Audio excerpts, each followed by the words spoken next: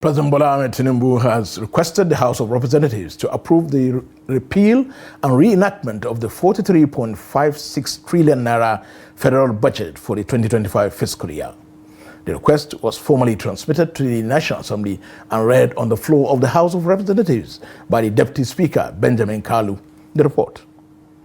In a letter titled Transmission of the Appropriation, Repeal and Reenactment Bill Number 2, 2024 to 2025, President Tinubu urged lawmakers to consider and approve the revised budget in line with constitutional provisions.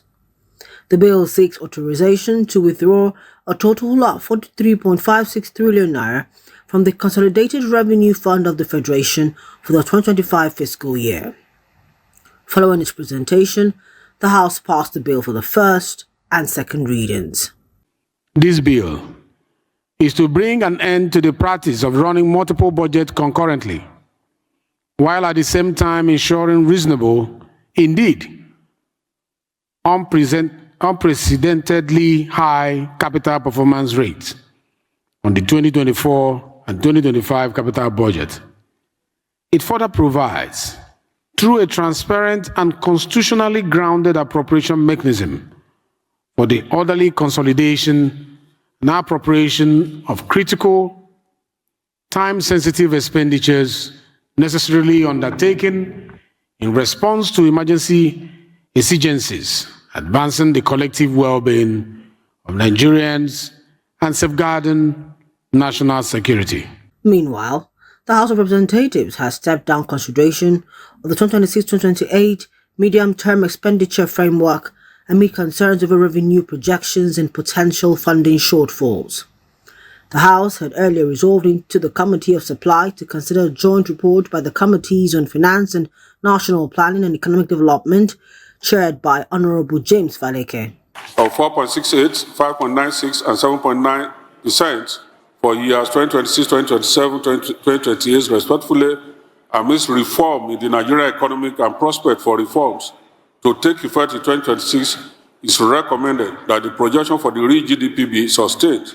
The real GDP growth rate projected at 4.6, 5.96 and 7.9 for years 2027, 2028 respectively, be sustained in anticipation of the gains of the tax reforms. Concerns raised by the Speaker of the House, Abbas Tajuddin, over possible revenue gaps prompted lawmakers to defer further consideration of the framework, allowing the relevant committees time to address the issues identified. If you have cause to reduce the benchmark proposed price to 60, it would mean there would be a deficit of $5 for each barrel.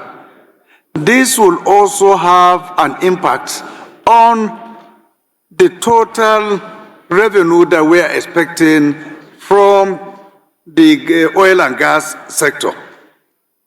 And that will affect this 54 point something trillion that has been earlier proposed. Responding, Speaker Abbas Tajuddin assured lawmakers that the matter would be thoroughly investigated and resolved in the national interest.